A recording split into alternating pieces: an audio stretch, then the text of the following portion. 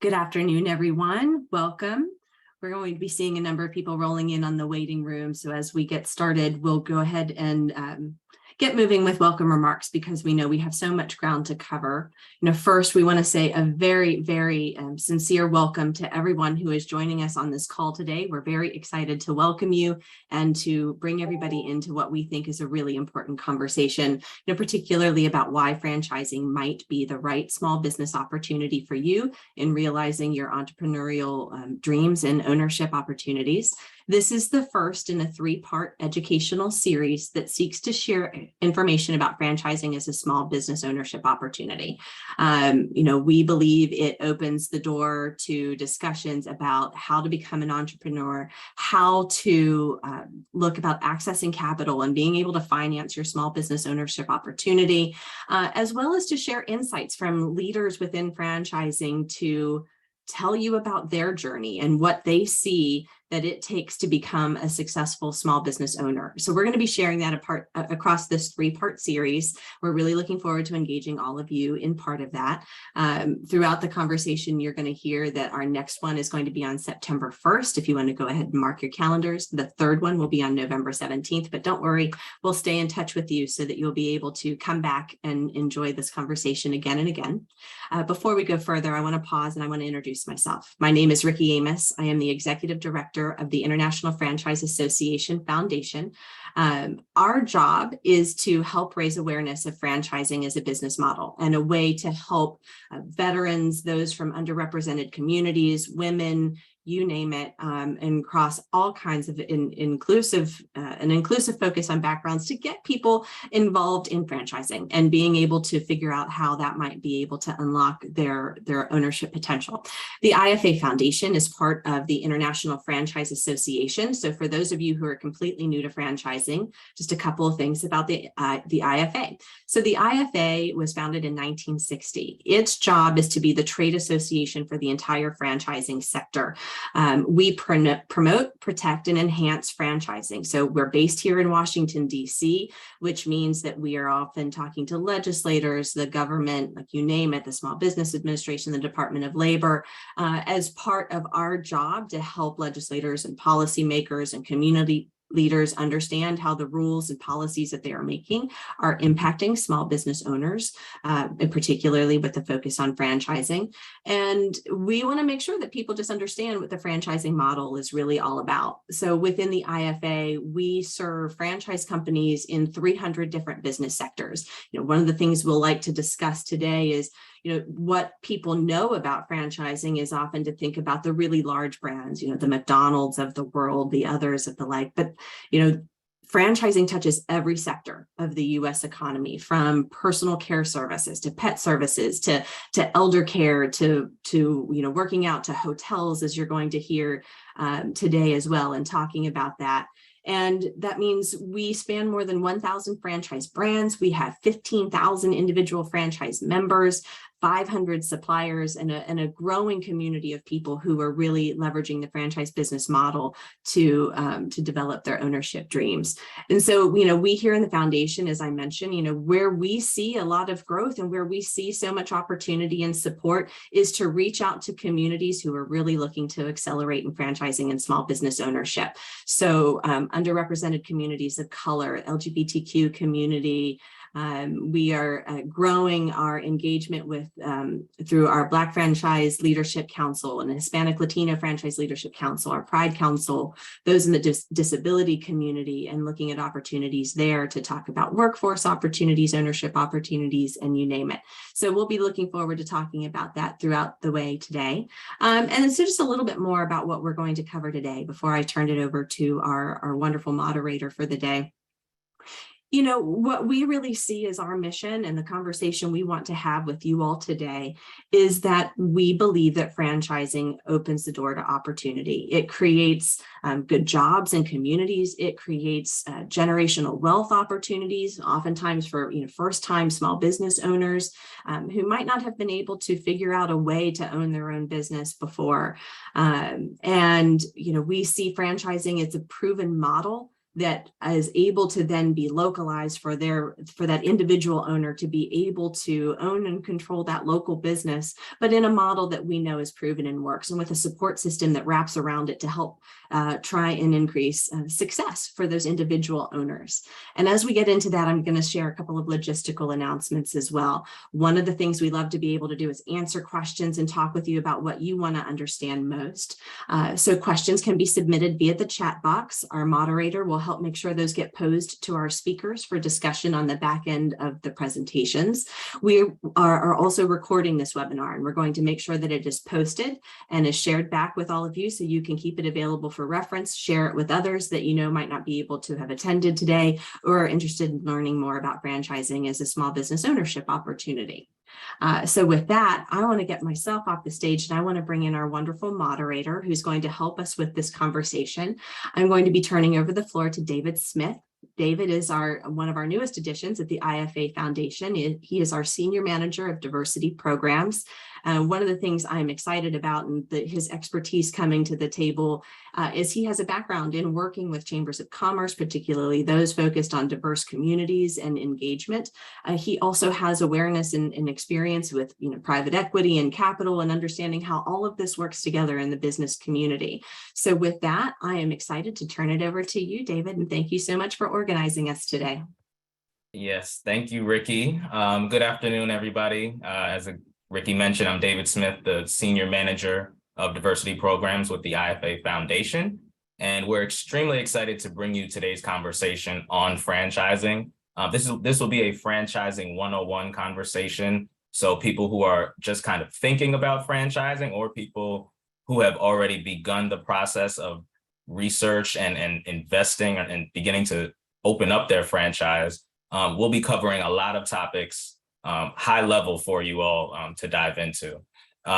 As Ricky mentioned, this is the first of a 3-part series. Our second webinar series will be on September 1st, and that'll be a deeper dive into the access to capital conversation. And then on November 17th, we'll have our final and third webinar portion on the key insights and things to remember when starting your franchise. And so today's program will follow this order. We'll have about a 25-minute presentation on Franchising 101 from Stan Friedman. We'll then have about a 20-minute conversation with Mr. John Lancaster of Choice Hotels International. And then we'll spend 5 minutes to talk about some additional resources that are here with the Diversity Institute, specifically around our veteran community. And then we'll have about 25 minutes at the end for Q&A. And we encourage you all to ask questions via the chat box, and we'll make sure that our speakers can answer all of them as much as we have time. So our first speaker and presenter will be Mr. Stan Friedman. He has over 20 years of experience in the franchise industry. He's a certified franchise executive, a member of the Ifa Diversity Institute, and a trustee at the Ifa board and the trustee of the Ifa Board of Trustees, the Ifa Foundation Board of Trustees. He's also a proud recipient of IFA's Ronald E. Harrison Diversity Award for his contributions to the industry. With that, I will pass it back over to Stan to begin his presentation on Franchising 101. And thank you, David. And good afternoon, everyone. I'm proud to be here. And thank you, David, for shaving off 10 years of my illustrious 30-year career in franchising. But it's just a reminder of some of us have been around an awful long time. My goal today is to just from a high level help with a few slides that we'll be presenting to enable you to get an understanding of what franchising is and isn't and who it's for, and maybe some people who shouldn't be considering franchising would do better to learn that early on. And the best way to do that, Ashley, is to get those slides teed up.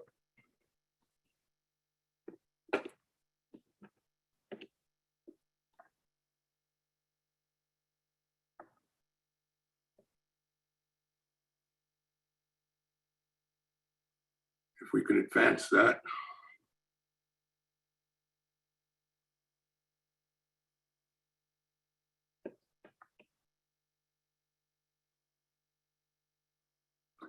So Ricky kind of stated already that the IFA has been around since 1960.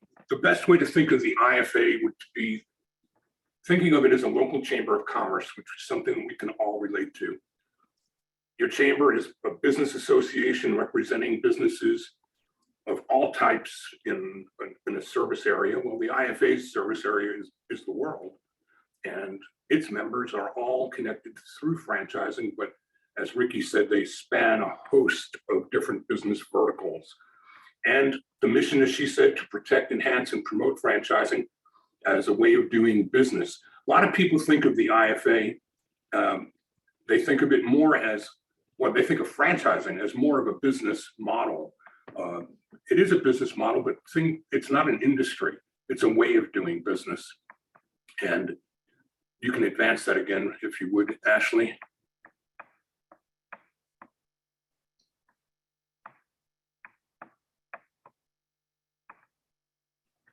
It's a way of doing business. It's a way of distributing products and services and getting products and services to market under a trademark, different brands. And as Ricky pointed out, there are hundreds and hundreds of businesses. If you can systematize it, you can franchise it. It has a huge impact on the economy, and we're going to share some of that with you here in the next couple of slides. And as I alluded to, there are advantages and disadvantages to franchising, which means it will do you well to have some self-introspective, know what's important to you. You know, a true entrepreneur really doesn't make a good franchisee, because entrepreneurs want to create and mold the clay and do everything for themselves. We need to think of spiritually people that are entrepreneurially spirited, but not necessarily true entrepreneurs when we think of who makes the best franchisee, because they want to follow a proven system and execute it. And that's really the best franchisee in the world, is somebody who wants to take risk and is willing to put money at risk and put time at risk, but do it mitigating that risk because they have a proven operating system that they can follow. And that's kind of what we're going to share with you a little bit more about today, as well as how to best evaluate a franchise, how best to know if this is the one for you. Ashley?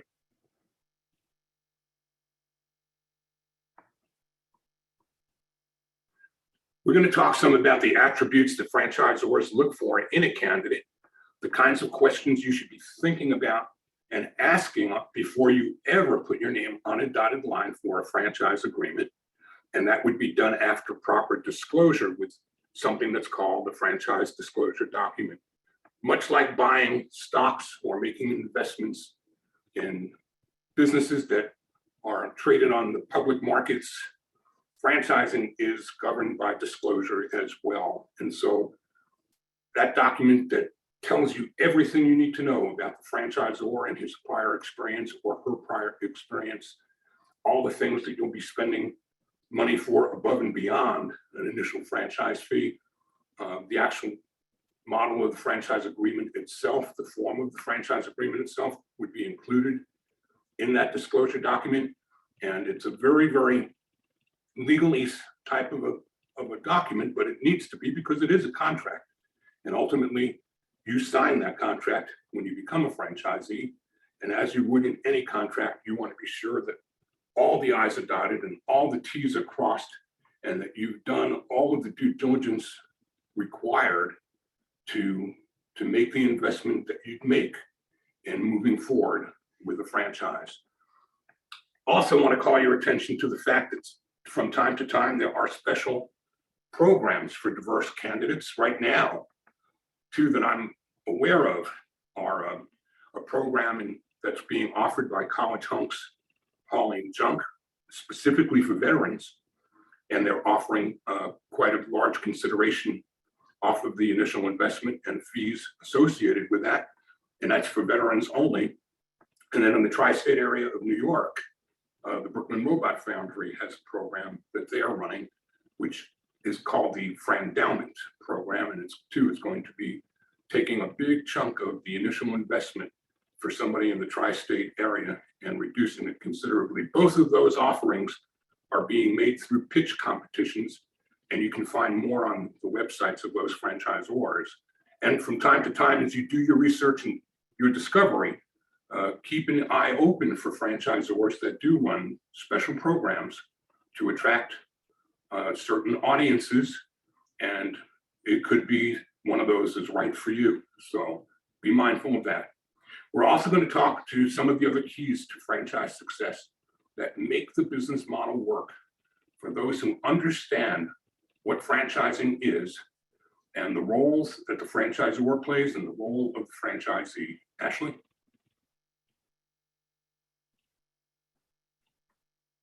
So I love these little word soup puzzles, but franchising is a business strategy, a method of distributing products or services, as I previously said. The franchisor lends their trademarks and their operating systems and their name and the business systems required to successfully bring those products and services to market. Franchisors have been in business conducting and operating the core services or the business that delivers those core services ostensibly for years.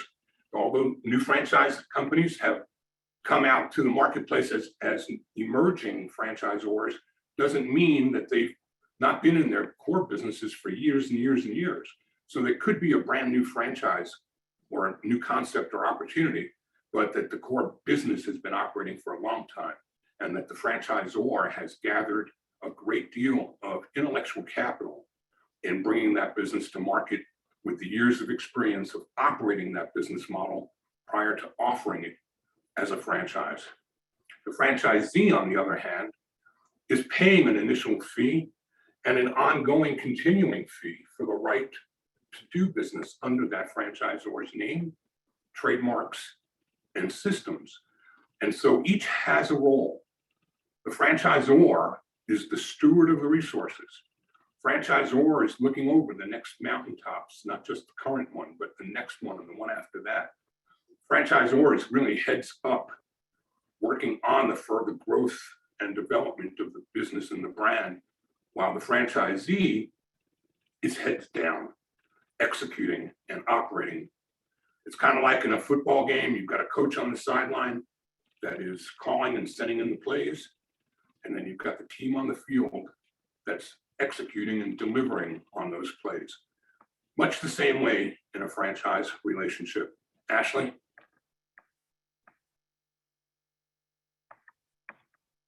As Ricky suggested, franchising makes quite a contribution to the US economy. Now, granted, these are pre-COVID numbers, but while the numbers may be down some, I don't think that the ratios are at all. So franchising contributes a great deal to the economy, both directly through the jobs created by franchisees and also through the suppliers who supply the franchise community with indirect jobs. There's a tremendous contribution made by franchising as a way of doing business to the economy. Ashley?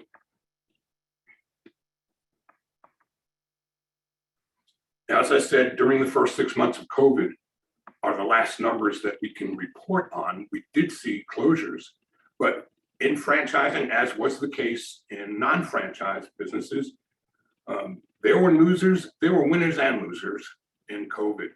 There were businesses that were just completely forced to shut down, and yet there were others that were kind of built for the COVID world. Any franchise concept that was delivering food, just think about the double-digit increases that those businesses saw as restaurants that were seating people couldn't seat them, they were closed. But essential businesses were those that brought food to the door. So, I mean, it's a common fact that we have struggled through and lived through some of the worst times we've seen with COVID-19, whether in or out of franchising. But the numbers that I'm seeing today are showing in the post-COVID world that franchising is already outpacing what was anticipated to be its recovery. Ashley? And Ricky pointed out how most of us associate ourselves with fast food when we think of franchising, and she kind of alluded to the fact that there are so many other business models that benefit from franchising and service sectors. And if this slide doesn't demonstrate that for you, Ashley, the next one should. Well, not so much, I guess. I have one that you don't. I take it back. But from business services, accounting services, senior care, walking dogs, there is actually a franchise concept called duty calls. Now, who'd have thought? But the reality is, again, if you can systematize a business, you can franchise that business. Ashley?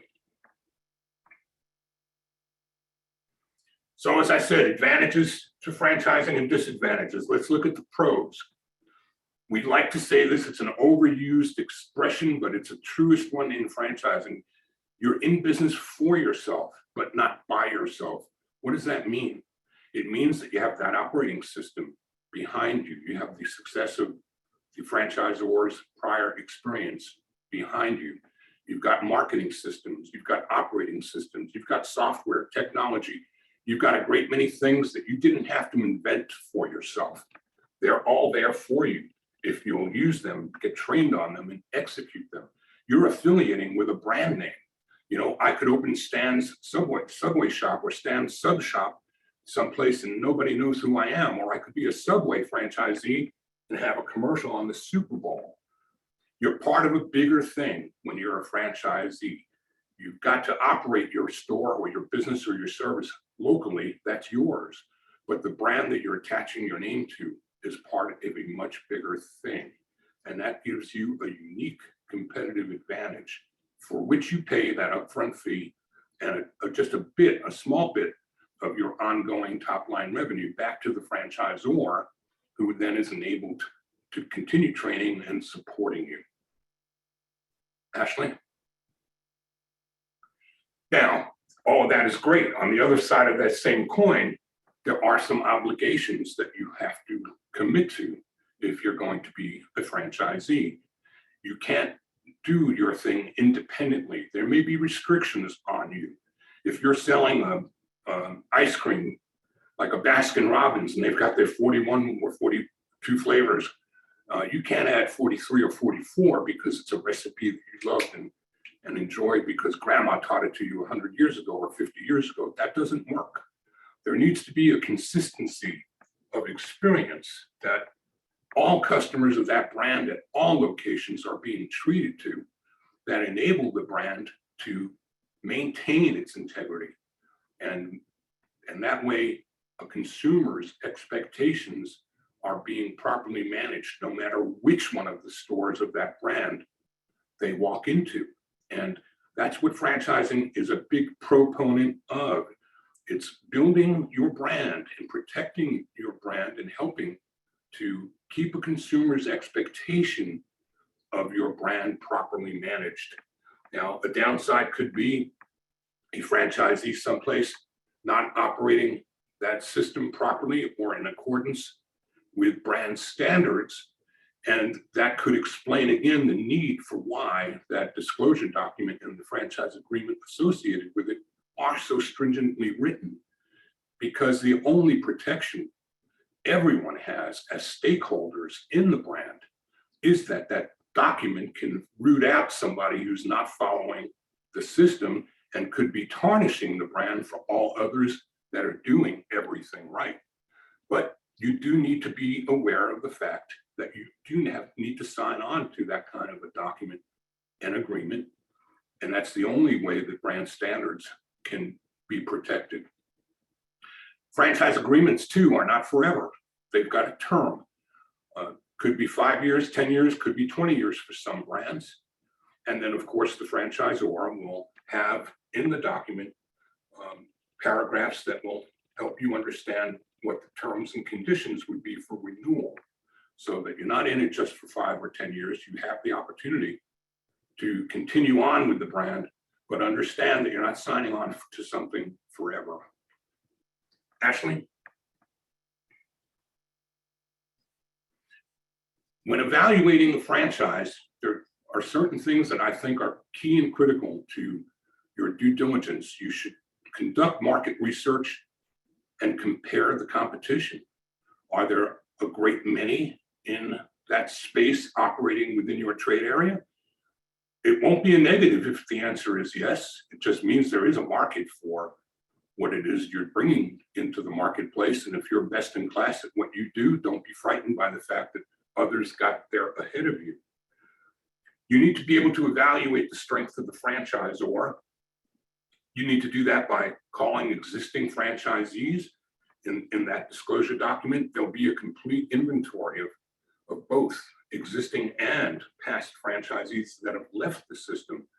And that's not a negative either, because franchising, like marriage, it's a relationship, and relationships sometimes have occurrences that change the circumstances or conditions of that relationship. In marriage, that could be divorce. In franchising, it could be something in life changed that caused the franchisee to have to sell the business. That's not, again, necessarily a negative. So don't look at an FDD disclosure document and see a long list of businesses that are in the column under the heading of former franchisee and take that as a negative. You can call those franchisees and have conversations with them and find out why they left. And I'm sure that you'll find that some of those are for life circumstance reasons, nothing other. You should also hire a franchise lawyer, and I emphasize a franchise lawyer, to help you evaluate any of the brands that you're down to making a serious decision on. If you've got a short list of franchise concepts that you're considering a relationship with, bring those to the attention of a franchise attorney, have them take a look from a legal perspective at the document and review it for anything that might be a yellow flag that they want to bring to your attention or to get further clarification on. You'll have 3 years of audited financial statements inside of those disclosure documents, so you might want to share those with an accountant who specializes in franchising and gain some legal perspective in that fashion as well.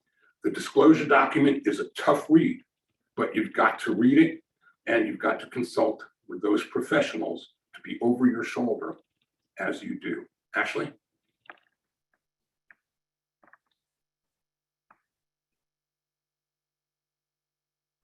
So purchasing a franchise is like any other investment.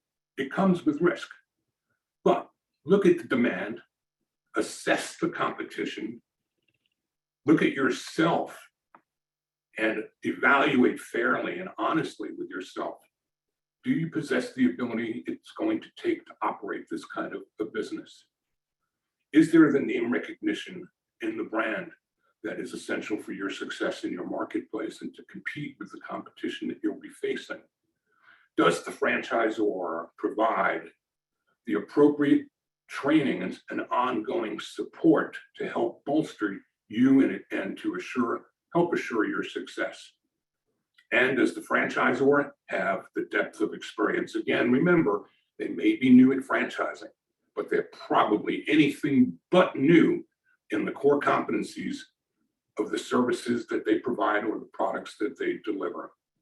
Lastly, is there growth?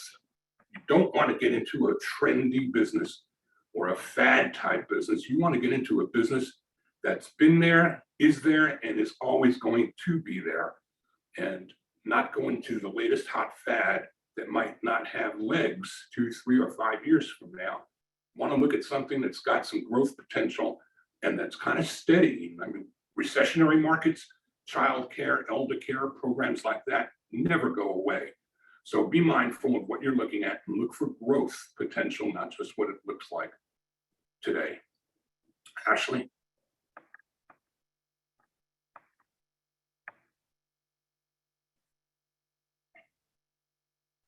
The attributes that franchisors look for in a candidate are things for you to think about as well, because while you are doing your due diligence and deciding whether or not this brand is right for you, the franchisor, while you and they are conversing, are looking back at you as well.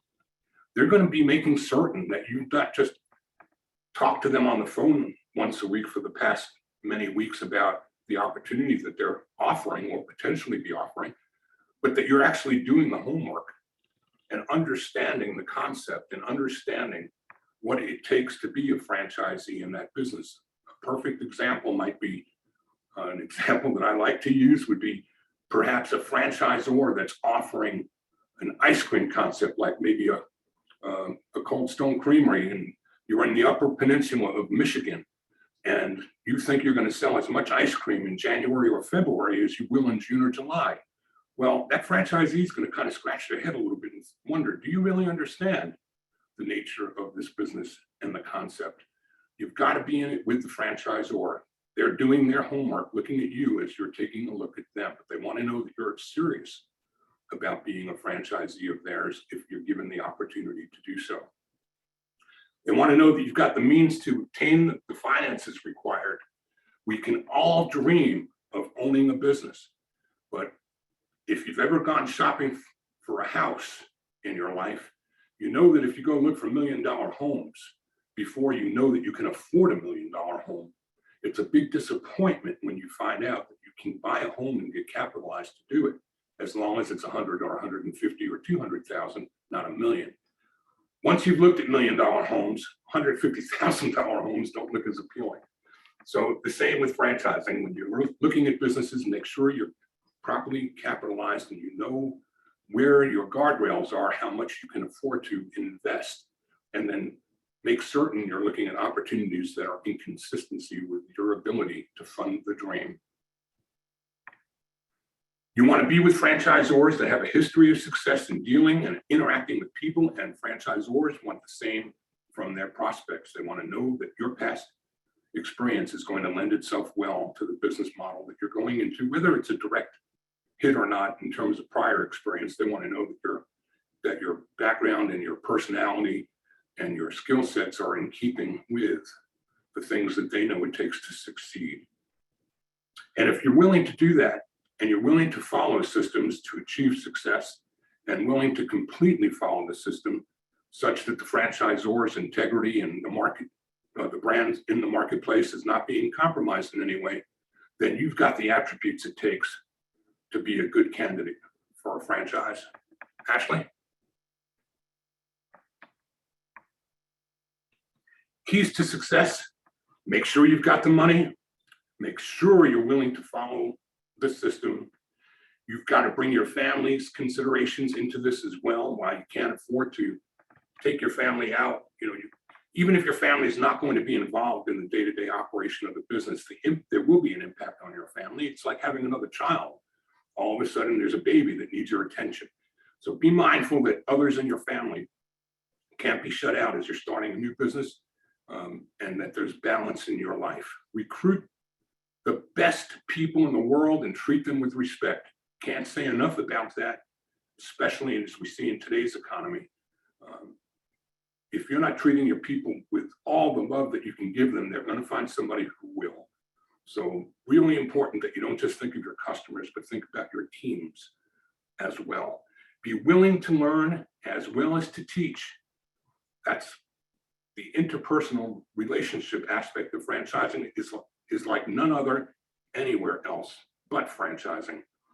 Give customers great service. Get involved and stay involved with your community. Stay in touch with your franchisor and communicate.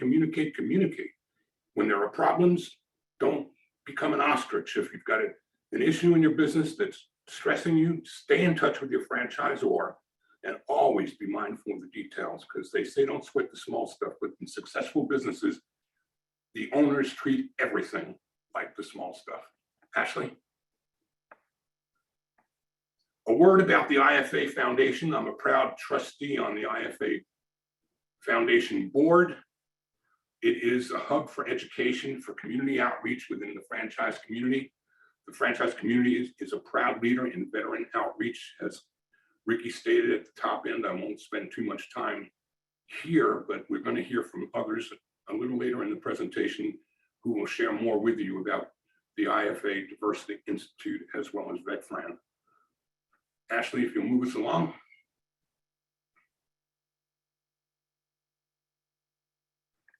So what does it cost to get into a franchise business? Well, it varies, but initial franchise fees are 70% of the time under $30,000 as point of entry. And then you have to consider other startup costs as well. which could include, about 75% of franchise systems having startup costs that are under $250,000. Again, restaurants are going to be higher, hotels are going to be higher, but in today's world, there are a lot of mobile concepts. There are a lot of concepts that don't require brick and mortar, so that you can get in for a lot less than you might think. The ongoing fees, traditionally called royalties, are typically somewhere between 3, maybe 6% of what your monthly gross revenue is. These pay for ongoing costs for the franchisor's support of the brand and its trademarks and training to be continued, and ongoing costs associated with supporting the entire network. Ashley? There are a great many sources available to you to find out about financing. The Small Business Administration, of course, the SBA is one of the largest funders of franchising businesses. There are also programs out there that would enable you to bring your 401k from your previous employment, and without penalty and in complete compliance with the law, be able to utilize funds that you may have available to you that you didn't even know could be used to help you start your business. Some franchisors will offer direct financing, but most don't. But they do have a long list of third-party suppliers that they do business with on a regular basis, and those lenders are all pretty well familiar with the brands that you'd be looking at. So look under every stone when considering where to go to find the opportunity to fund your dream. Ashley? No matter where you go, most lenders are going to look for between 15 to 40% of the total capital needed to run the business to be already available to you. They'll lend you the rest, but they want you to have skin in the game. They also want you to have a net worth that's going to be someplace between 1.5 to 2 times the amount of money that you'd be looking to borrow. So have a solid business plan, have a good credit history, and you'll be on your way to satisfying those things that are required to get the bank or the lender to work with you. Ashley? All right, in summary, you're in business for yourself, but not by yourself. There are a great many opportunities in a wide variety of industries. So look up, and if you find what is important to you, what matters most to you, the kind of a business you should franchise is something that if you didn't need any money for the rest of your life, what would get you out of bed in the morning feeling fired up and you couldn't wait to get to it? That's the kind of business you want to own a franchise in. Do your research, explore, ask questions. The only bad questions are the ones that you have, but don't ask. Don't feel like it's a stupid question. I'm not going to ask that. Ask, ask, ask. And conduct self-evaluation. Is this one right for me? It might be a great brand for someone, but if you're not the right person that fits those criteria, don't take a step into a business that you're ill-equipped to operate. Thoroughly investigate the franchise system. Franchising equals jobs and economic growth for those that succeed in doing the job it takes to be a successful franchisee. Franchising is a realistic and attractive option for veterans and diverse communities. We've said it before, we'll continue to say it. We're looking to grow and put businesses in underserved markets where consumers don't need to get on a bus and take a 3-mile ride to get the kinds of services that should be available to them right outside their doors.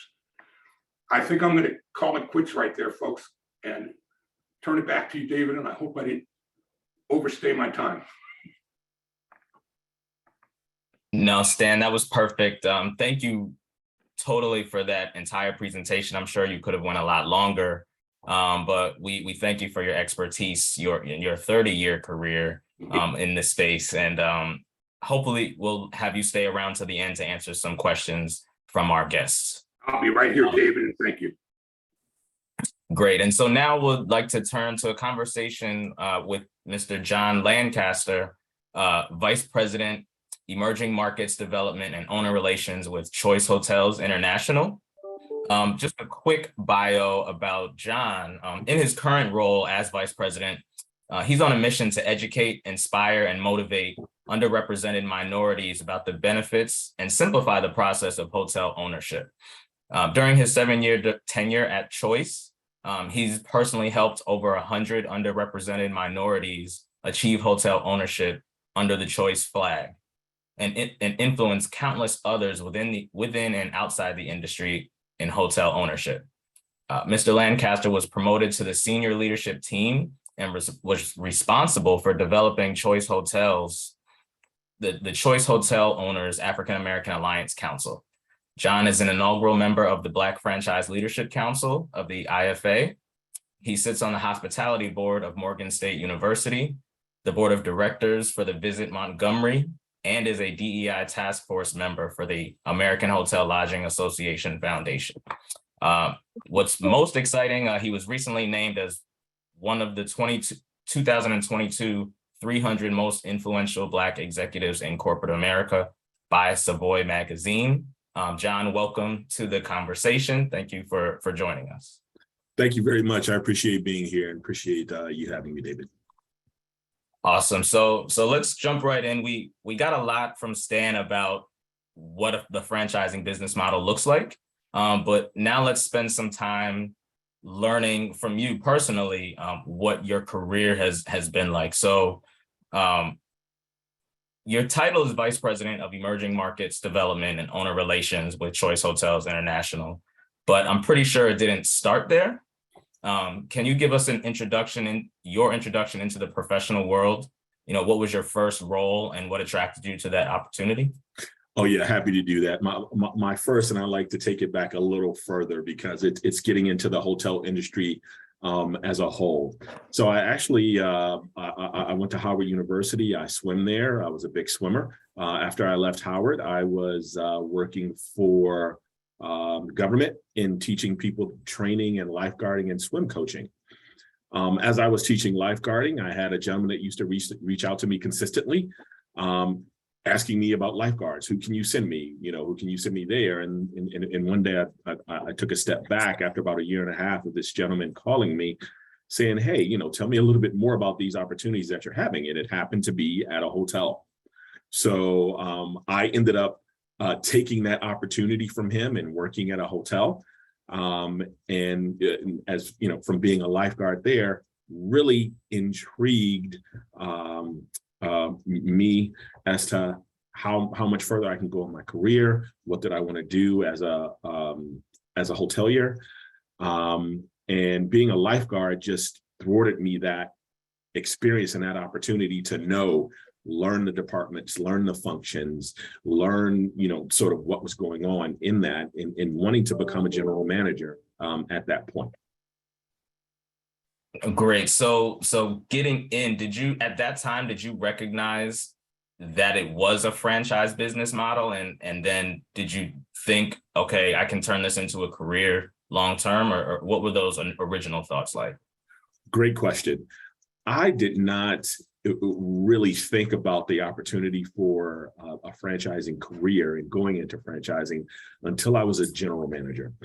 At the time of being a general manager, I'm looking at my operating P&L, I'm looking at my distributions, and I'm writing different checks because I'm in charge of that operating model and going to, okay, this is going to this particular franchise, this is going to the owners, and this is going to our operating budget.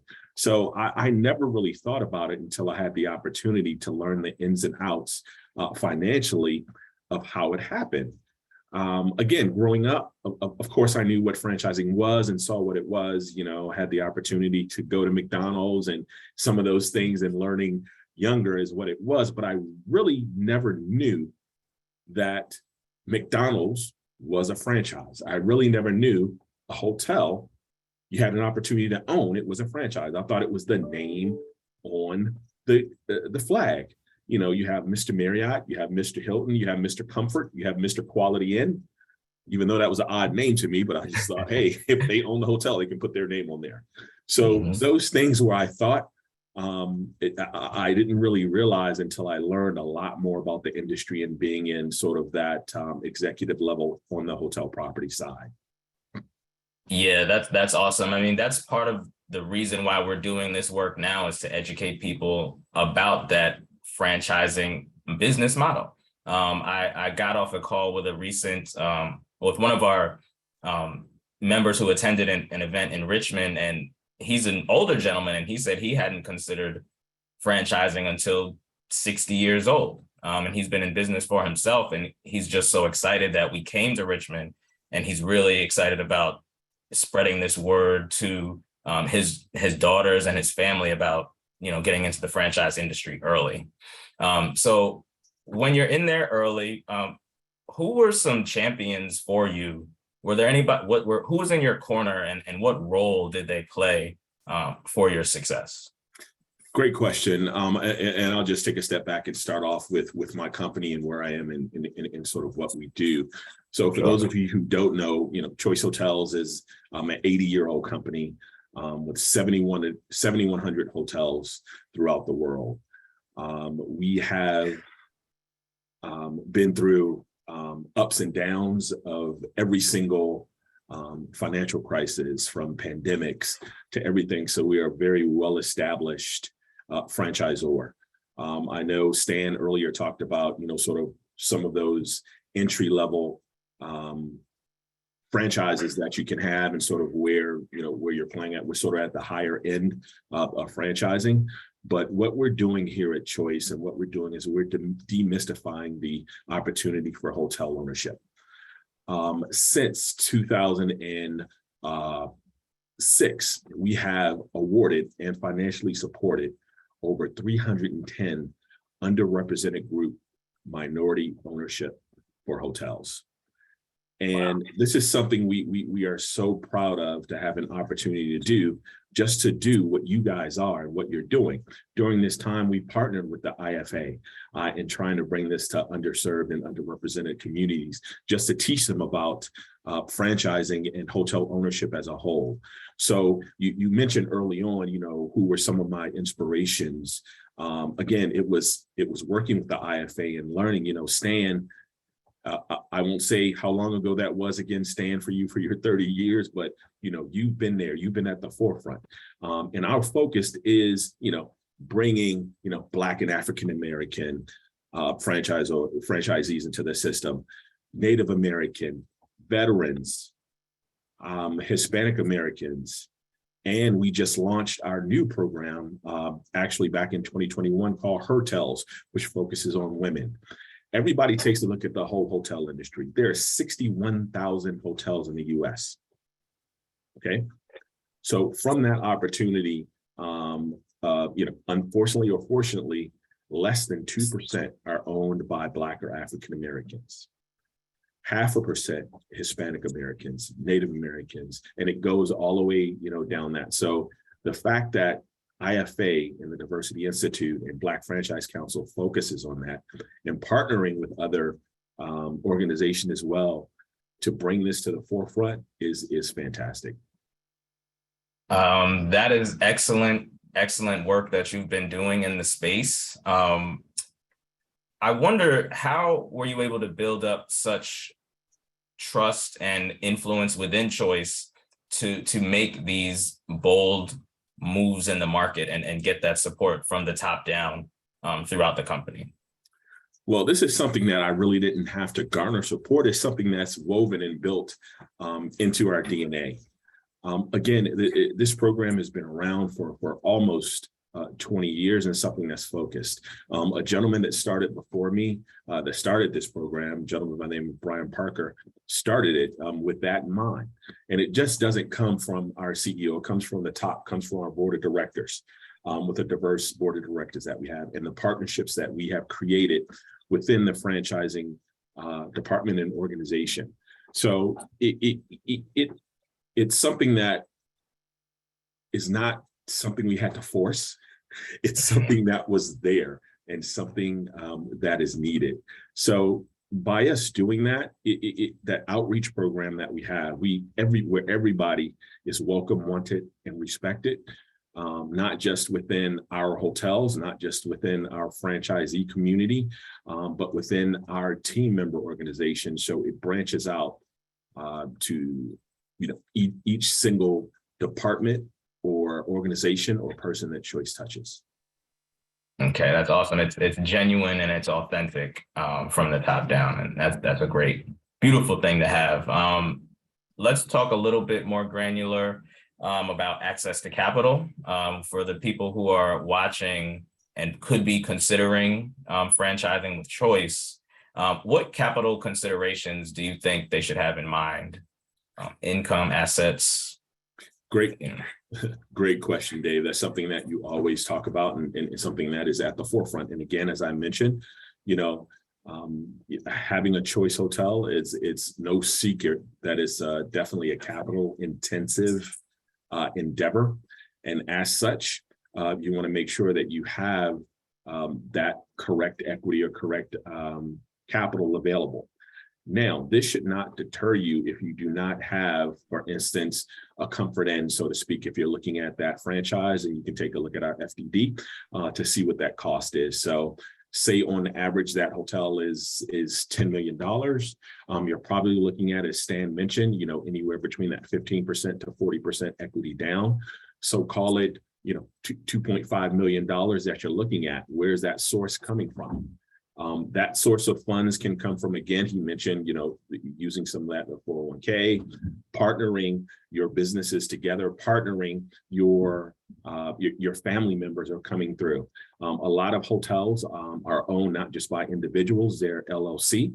So they may be putting up $400,000 or $500,000, creating that LLC, financing the rest with an SBA loan, a 504C or 7A. They'll use creative financing as well, using things to get their debt through community development funding institutions, CDFI, using CPACE lending, commercial property assessment, energy lending as well. So just putting together those things. Now, most of the people who are looking at hotels may, or listening to this call may say, hey, you know what, I don't have, 2.5 million, but you still have an opportunity to partner. And we have a lot of people that are in the hotel space, and we actually have on site a loan consultant that walks you through those applications, walk you through making sure your I's are dotted and your T's are crossed. And as you know, in the financing world, when you get denied that application or that loan, you have no reason why. And it may be something small where you didn't put your social security number where you were supposed to put it, and you get denied, but you don't know those reasons. So that loan consultant is there to help. And I know I heard earlier that, you'll be having sort of another webinar as well, just focusing on access to capital and doing that. So I won't dive too deep into that. But, those individuals who we like and who we look for as a franchisee, you may be an investor, somebody who is looking for diversify your assets. You may be what we call an enthusiast, someone who's, has a small business and never had the opportunity to take a look at hotel ownership. You may be somebody who's a liberator, who we call. You may be a manager at a hotel and looking to have dreams of becoming a hotel owner. Or you may be an up and comer, somebody who's in college that's working. We have programs as well, just constituted from our HBCU accelerator program, where we have a couple of students who have the opportunity to go to a management rotational program after graduating. And then they are given the opportunity to have management positions within hotels. So we just don't stop with, hey, we want to focus on that institutional investor with millions and billions of dollars to be able to come to franchise. But we really, sort of hold your hand and walk you step by step through the opportunity of hotel ownership. And once you do that, we just don't stop there. We actually go from an owner relation standpoint. So we've established the Choice Hotel Owners African American Alliance. I know you mentioned that before, and it is a council that has the opportunity to talk to our executive team on a quarterly basis to talk about unique opportunities, unique challenges, and things that we have within the community, and how to make our franchising individual franchises better. Yeah, that a lot of great work that you pointed to. I like the fact that you're not starting, you're starting young, as young as college, because you understand that it's a career in franchising, and then they'll be able to get a lot of early experience in their college years. And so preparing them for a future in franchising, I think Choice is doing a great job. Time is slipping. If I can get one more question for you, kind of like a two-part question. What would you say the future looks like for Choice Hotels, but for the hotel industry, given COVID-19, and then just in general for Choice? Okay, what I would say, in taking into consideration COVID-19, and some people may say from a hotel industry standpoint, what we have is different segments, and not to get too granular into, what some of those segments are. You have economy segment, upper mid-scale, and you have your luxury segments. During the pandemic, a lot of people, that what we call our extended stay segment and our mid-scale to economy brands did, relatively well during that time. But some of your upscale or luxury brands did not do, because why? There were no conferences, there were no weddings, nobody was traveling. So during that, as an industry, I see us still moving forward into having a robust recovery. We have seen that. We have seen, Choice at least pass our 2019 numbers from a RevPAR perspective, moving upwards and forwards as well as the rest of the industry and moving forward. Again, I think some of the challenges that we have and focusing on is labor in the hotel industry and the hospitality industry as whole. And it's something that we need to make sure we continue to focus in as people come back to work, target that so that we're able to give the robust customer service that we have given previously. So that's just something that from the industry, from Choice's perspective, I look forward to, our growth and moving forward and making sure that we are targeting, again, everyone who has the opportunity to be a franchisee. Please, give us a call, give us an opportunity. You can go take a look at our website, choicehotelsdevelopment.com.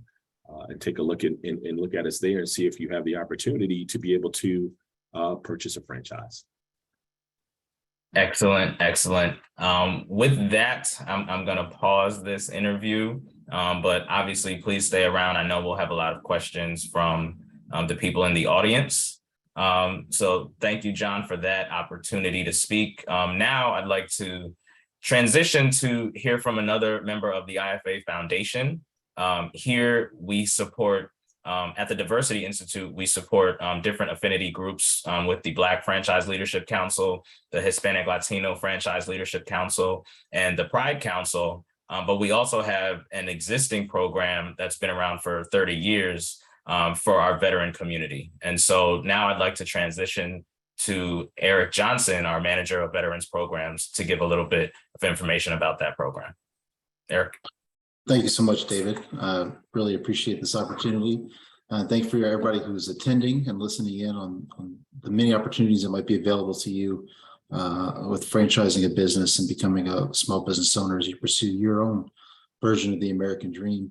For veterans, many of them coming out of the service or leaving retirement, they still want to continue to find a way to make their own impact. And so VetFran is out there helping to partner veterans with companies that are looking for veteran franchisees.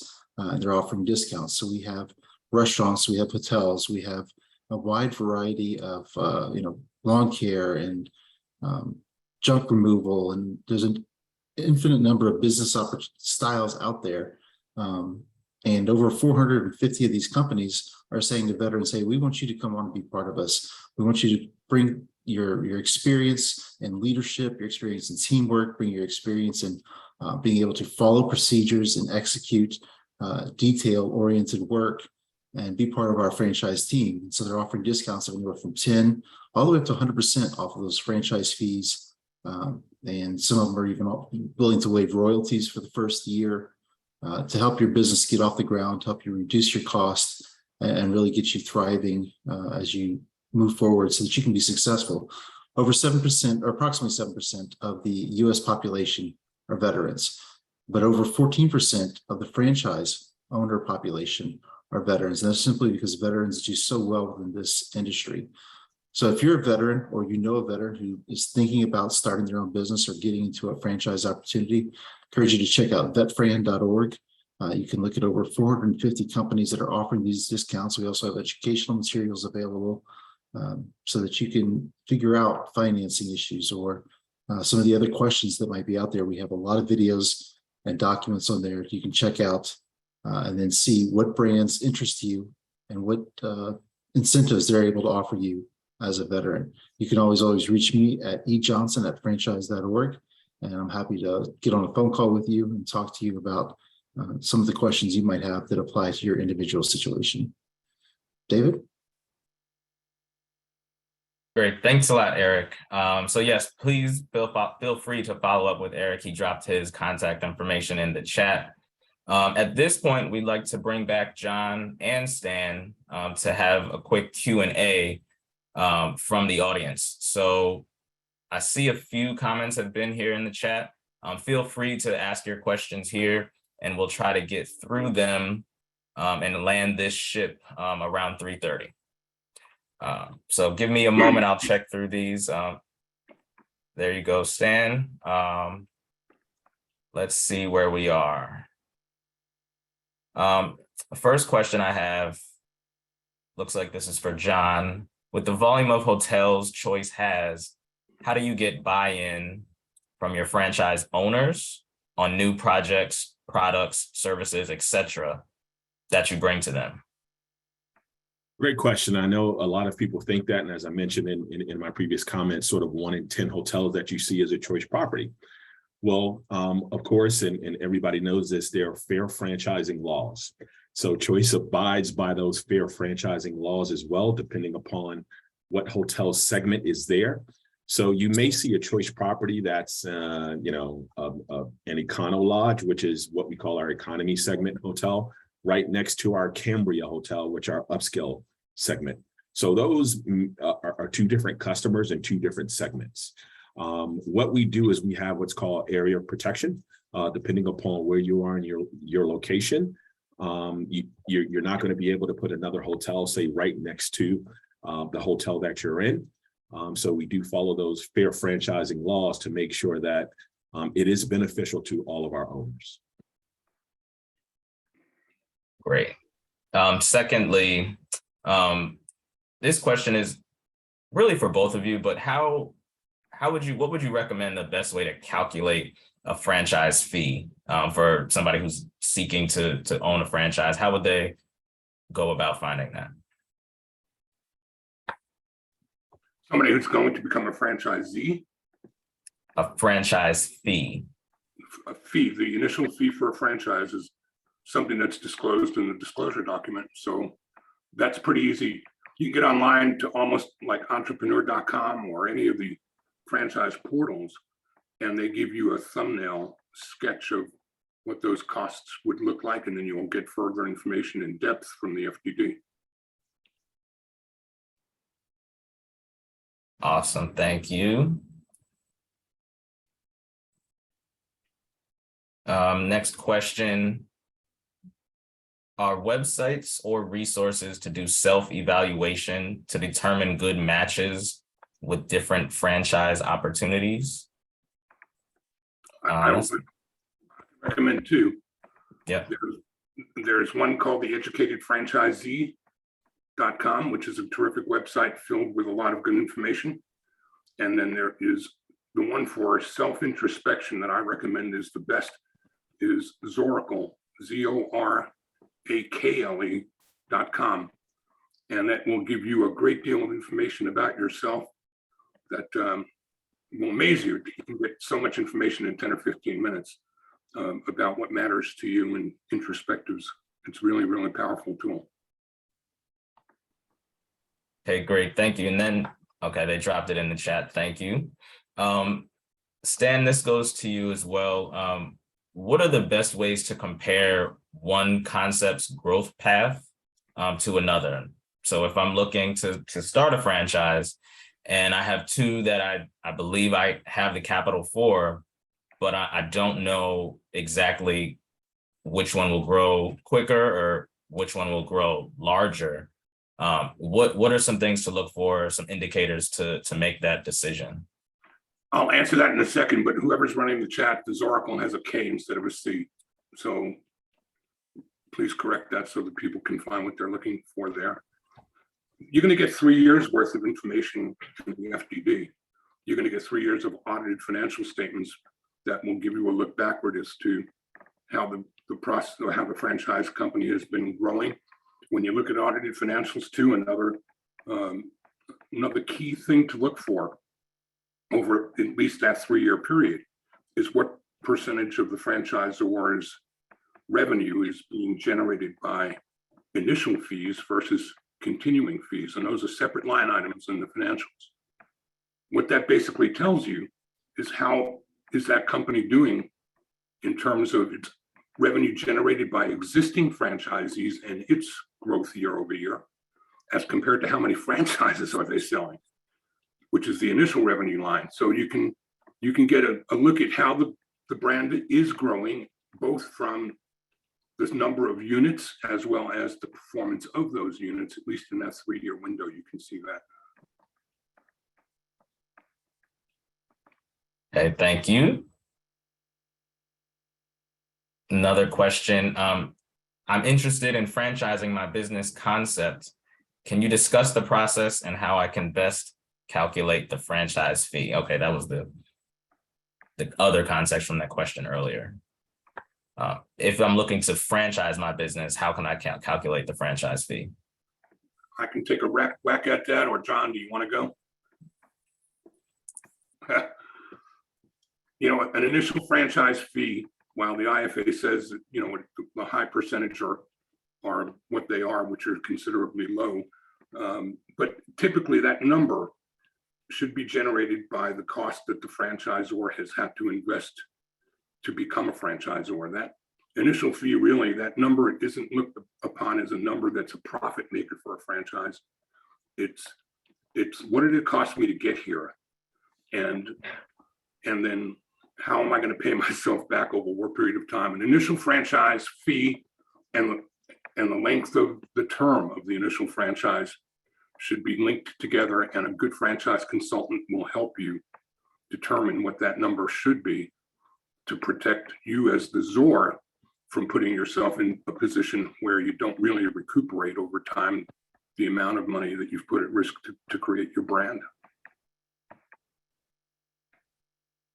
Okay, and then here's a question on branding as a franchisor. When you call existing and former franchisees to ask questions about the brand, what are some good questions to ask that help determine the positives and negatives about that brand? That is a great question, so that you don't throw the baby out with the bathwater. Yeah. Know everything you can know about how that brand makes money, how franchisees make money. Before you get on the phone making those calls, know where the revenue streams are. You could be talking to a franchisee who's got 15 revenue streams, but runs his business only concerned with 3 or 4 of them. So if it's a if it's a wing business, are you just selling wings over the counter to people who come into your restaurant, or are you out there doorknob hanging and marketing your brand? Are you doing the catering program? So if you know that these kinds of programs are there, you ask an existing franchisee, how's your catering program? Oh, well, I don't participate in the Well, all of a sudden now it's not a bad brand. It's just a franchisee who's not doing all that he or she could to generate as much revenue possible within the day-to-day of their opportunity. So you want to ask questions that are like that. You don't want to just ask, how much money are you going to make, or am I going to get rich doing this? It's more about you and how you execute that'll determine your success in that brand than it is about the franchisor. It's really more about your execution. So ask those kinds of questions that are around the activities that a franchisee has to conduct properly in order to be successful, and you'll get a much better picture. Yeah. Okay, and John, in addition, I'd just like to say, you want to make sure you're asking those franchisees, hey, what are your demand generators? What makes your business successful? or if you get those franchisees who, may not be doing as well, what are some of the disadvantages of owning a franchise? As Stan mentioned before, you have your certain standards and systems and how you have to do everything. Your room has to be a certain way if you're a choice property. Your restaurant has to be a certain way if you're that restaurant. You can't deviate from that. So you have to take a look into that. Another thing that you can get, and also from the FDD, is what distribution are you getting from those marketing efforts that your franchisors are doing. What are the benefits of being plugged in to that franchise, as opposed to being an independent, so to speak. Again, Stan mentioned the marketing, just that Subway shop, Stan subs. I've been there before, Stan, but it's okay. But as opposed to being in Subway, where I see, Charles Barkley and Seth Curry on there talking about that. So some of those things you want to make sure you know about, and ask that franchisee, hey, what are some of the pitfalls? What are some of the downfalls? Tell me about your hard times and how you got through them. Everybody wants to make sure that you do well in bad times and you do well in good times. Great answers. Another question, this says, some new and emerging franchisors don't have a lot of history to draw from. What are some red flags to look for? And this is, I'm not familiar with this term, when evaluating item 19. Item 19, that's probably the first thing everybody goes to when they focus on their FDD, but I'll let Stan sort of speak to that. Not every franchisor has an item 19. More of them do than don't, but emerging franchisors don't. And the reason for that is item 19 is item 19 in the franchise disclosure document is financial performance representations. And a franchisor can only make financial performance representations if they are included in item 19 of the disclosure document. And if you're an emerging franchisor and you're in your first year and as a franchisor, not in business, but in business as a franchisor, you don't have any franchisees with history to publish in an item 19. So what you've got to really do is you've got to take a closer look at that brand, and you have to look at its history in its company operation. You can't see financials from there either. They're not allowed to show it to you, but you can learn a lot about that business and how it has been running.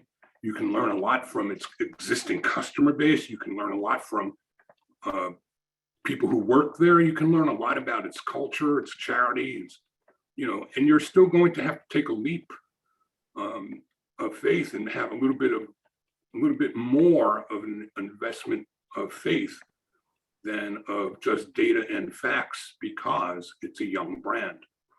But usually the other side of that coin is you're also going to have the impact of the principals every day involved with you in helping to mold the clay and help you run your new business. You're not going to find that at Choice Hotels. You've got the security of a mature brand that's got every I dotted and every T crossed, but you don't have the founders in your life every day. But so, they're, again, it's like you're only your slide about the pros and cons, advantages and disadvantages. You've got to be willing to, if it were an airplane ride on a clear day without a cloud in the sky, an emerging brand is still going to have turbulence, but it's not all bad. It's not all bad. Great. One other question. This is for John. It says you have a focus on recruiting from diverse backgrounds. What are some key pieces of advice that you give to someone from an underrepresented community who's seeking to learn more about franchising? Great question. It's something that it's just the advice is that it's not out of the realm of possibility to do. You can own whatever franchise that you have an opportunity to do, and it's just some of those things that you typically don't think about. Some franchises have opportunities in different programs that you can have an opportunity to explore. With VetFran, you can work through with U.S. Black Chambers. You can work through with other organizations as well to get you moving forward. There's a plethora of organizations that work with you to do that. So I would just say take advantage of those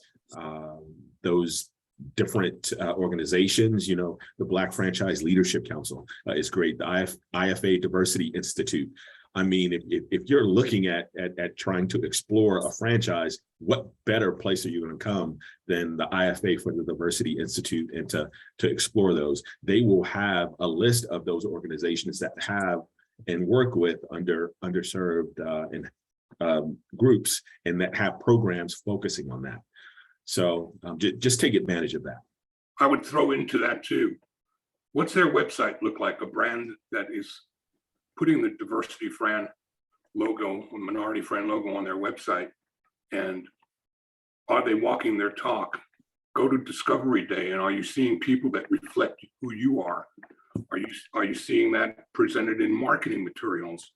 Are you seeing a brand that really expresses in their actions their desire, both at the consumer or business to business level, to embrace diversity?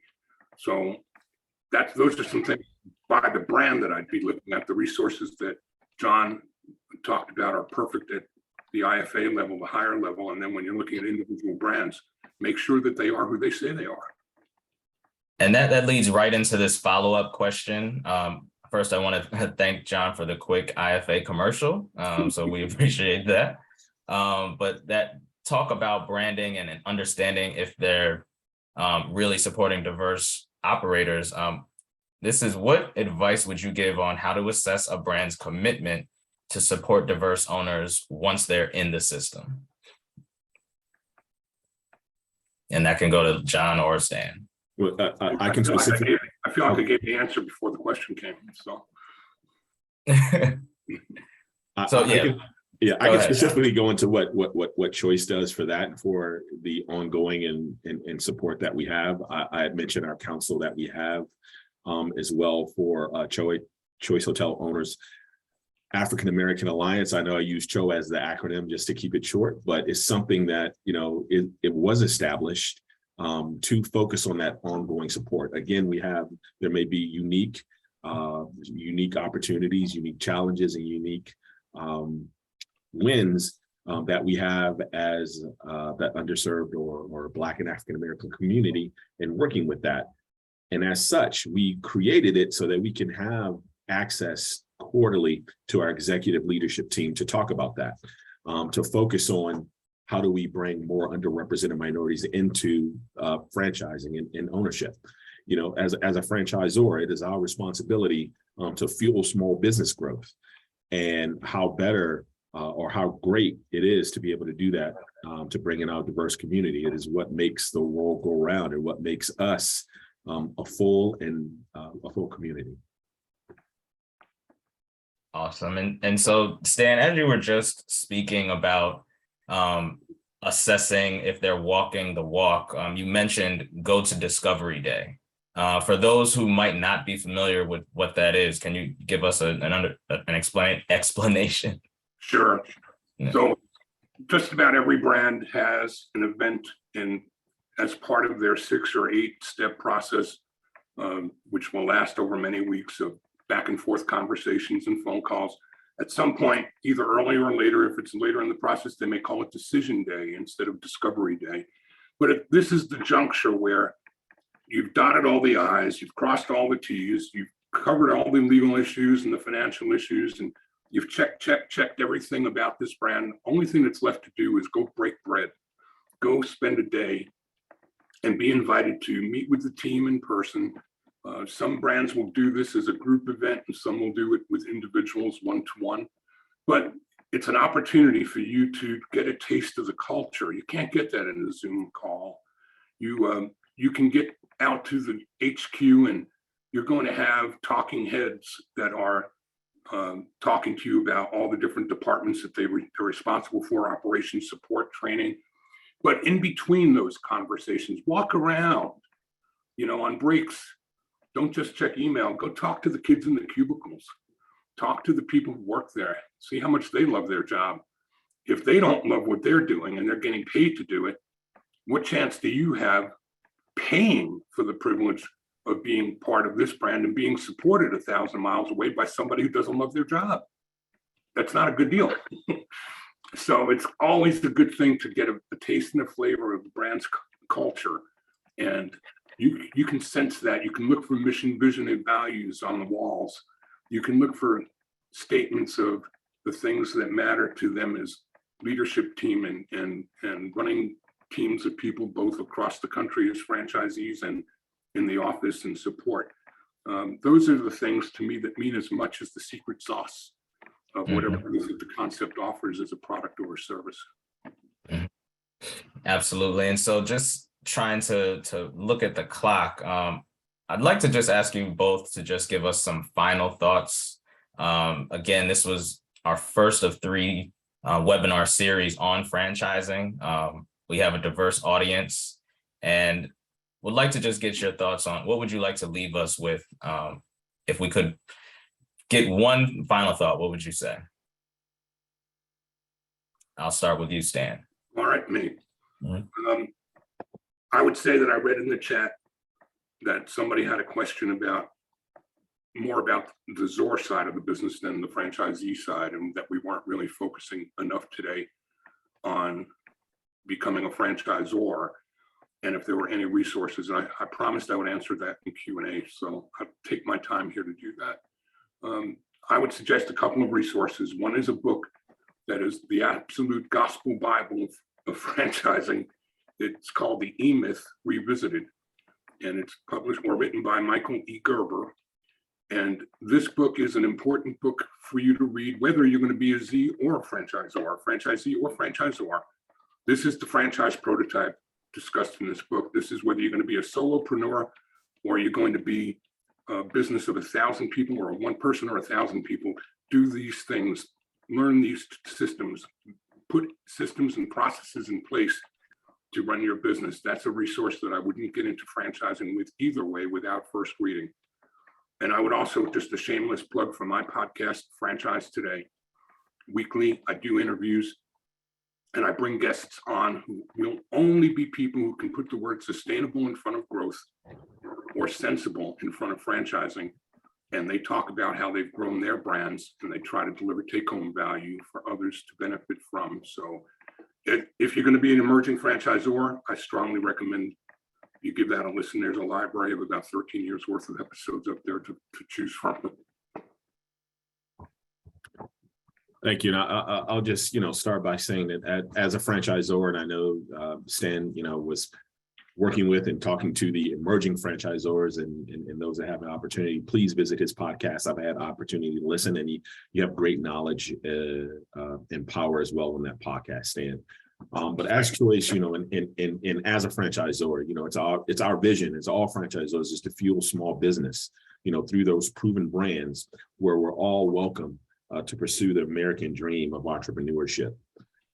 So without question, we want to make sure we have outreach and reach out to our underserved communities in doing so.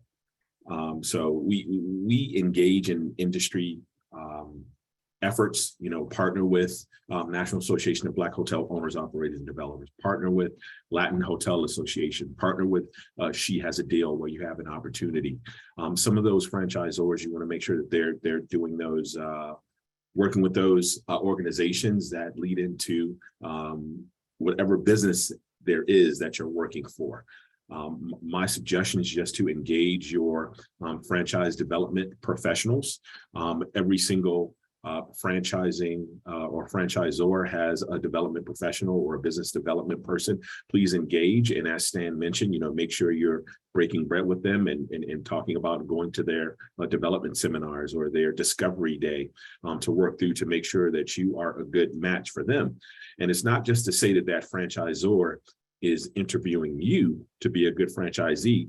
You, as the franchisee, are interviewing that franchisor to make sure that they are worth the opportunity of your time. Awesome. Excellent remarks from both of you.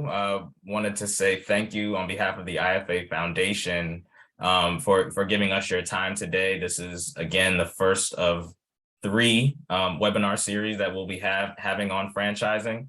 And it was a great kickoff. So thank you both, John Lancaster and Stan Friedman, for your contributions and your voice and your time today.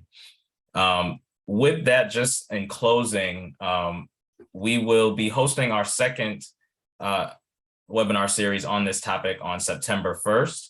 And then our third will be on November 17th. So everybody that's here now, please stay on the lookout for those. You can register now and add them to your calendars now.